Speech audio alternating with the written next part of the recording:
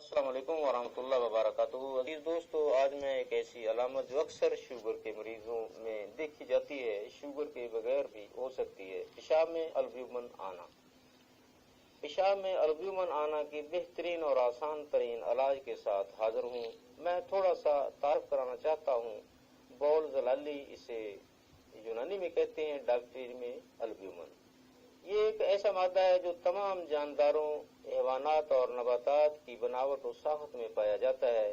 اس کی بہترین مثال انڈے کی سفیدی ہے، یہ خالص البیومن ہے۔ اسی طرح انسان کے خون میں بھی ایک خاص تناسب سے البیومن ہوتی ہے۔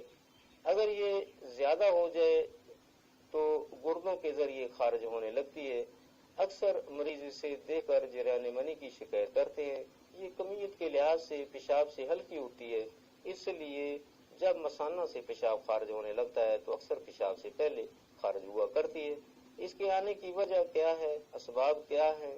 البیومن جگر و غدد کی غدی عضلاتی یعنی سست ترین کیمیائی تحریک کی وجہ سے آیا کرتی ہے۔ شوگر کے مریض شوگر کے لیے جو ادویہ استعمال کرتے ہیں وہ اکثر گرم خشک مزاج کی ہوتی ہیں۔ مسلسل استعمال کرنے سے جگر و غدد کو وہ متاثر کرتی ہیں، لہذا خون میں حرارت و صفرا جمع ہونے لگتی ہے، جس سے خون کے ہلکے مادے خون سے الگ ہونے لگتے ہیں۔ لہذا خون جب گردوں میں آتا ہے تو جہاں خون کے فضلات یعنی پیشاب وغیرہ جدا ہوتے ہیں، وہاں خون کی البیومن جو ضرورت سے زائد ہوتی ہے وہ بھی خارج ہو جاتی ہے۔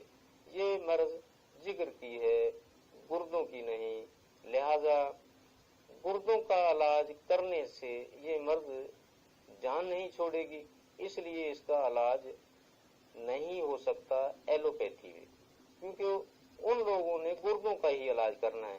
یہ بھی لا علاج ہی ہے، بات معمولی ہے، وجہ معلوم نہیں، مرض کا مقام معلوم نہیں، اس لیے ایلوپیتھک میں یہ لا علاج ہی ہے، کیونکہ آج تک البیومن کے اسباب کوئی نہیں بیان کر سکا۔ طب پاکستان یعنی قانون مفرد اعضاء بال کی کھال اتار کر اصلی حقیقت تلاش کر کے علاج کرتی ہے، اس لیے ناکامی کا سوال ہی پیدا نہیں ہوتا۔ چند ایک علامتیں اور اسباب میں عرض کرنا چاہتا ہوں البیومن کے مریض کے۔ کمر میں مقام گردہ پر دباؤ یا بوجھ محسوس کرنا، کیونکہ پیشاب بنتا ہی تھوڑا ہے اور اس کے ساتھ ساتھ گردہ بھی کسی قدر سوزشناک ہوا کرتا ہے، اس لیے جتنا پیشاب بنتا ہے خارج ہوتا رہتا ہے۔ کیونکہ تحلیل عضلات شدید ہوتی ہے، اس لیے مردانہ طاقت ختم ہو جاتی ہے یا کم از کم بہت کم ہوتی ہے۔ پیشاب زردی میل گاڑھ آیا کرتا ہے۔ اگر مرض شدت اختیار کر جائے تو مریض کا سارا جسم سوج جایا کرتا ہے۔ اگر مناسب علاج نہ ہو سکے تو استسقاء بھی ہو جاتا ہے۔ ہم ایسے پریشان حال مایوس بہن بھائیوں کو خوشخبری سناتے ہیں، ہمارے علاج سے البیومن تو بائیں ہاتھ کا کھیل ہے، ساتھ شوگر بھی غائب ہوگی انشاءاللہ۔ شوگر اگر نارمل سے کچھ زیادہ آتی رہے، پریشان نہیں ہونا، نہ آپ کو وہ تکلیف دے گی، نہ آپ کو وہ کمزور کرے گی، نہ آپ بیمار ہوں گے، مگر جب علاج کریں گے تو پھر بیمار ہو جائیں گے، پھر تکلیف ہوگی، پھر نئی علامتیں ظاہر ہونا شروع ہو جائیں گی، لہذا علاج نہیں کرنا اگر معمولی سی زیادہ آتی رہے تو۔ اب شوگر اور البیومن غدی عضلاتی یعنی جگر کی کیمیائی تحریک کمزور تحریک کا مسئلہ ہے، لہذا ہم جگر و غدد کی مشینی تحریک پیدا کریں گے، جس کی وجہ سے صفرا و حرارت کم ہونا شروع ہو جائے گی، پیشاب کی تنگی یا پیشاب کی کمی دور ہو جائے گی، شوگر بھی کم ہو جائے گی، البیومن آنا بند ہو جائیں گی انشاءاللہ۔ مریض اپنی غذا میں تمام گرم اور خشک چیزیں نکال دے، ترش پھل بھی نہ استعمال کرے اور ہمارے تجویز کردہ نسخہ استعمال کرے۔ نسخہ حاضر خدمت ہے۔ سنگ، سرماہی، نمک مولی، جوخار، ریون خطائی، ہم وزن لے کر باریک صفو بنا لیں، 500 mg کیپسول بھر لیں، 2 کیپسول صبح دوپہر شام۔ ارک مکو، ارک کاسنی دونوں ملا کر 1 کپ ارک کے ساتھ دستیاب نہ ہو تو صرف دودھ کی لسی کے ساتھ لیتے رہیں۔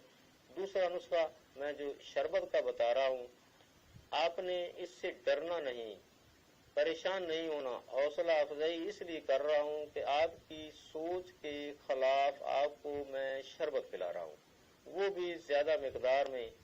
मेरे बहन भाइयों, 3 दिन तक तो जरूर इस्तेमाल करना। 3 दिन के अंदर अगर अल्ब्यूमिन गायब ना हो और शुगर भी ठीक ना हो तो फिर बेशक इस्तेमाल ना करें। और इंशाअल्लाह मैं आपको ये गारंटी देता हूँ कि 3 दिन के अंदर अंदर अल्ब्यूमिन तो गायब होगी। आपको ये तस्लीम करना पड़ेगा कि हकीम अकबर मुआलिज है, लकीर का फकीर नहीं। अब मैं आपको शरबत का नुस्खा बता रहा हूँ। नुस्खा मंदाजा झैल है।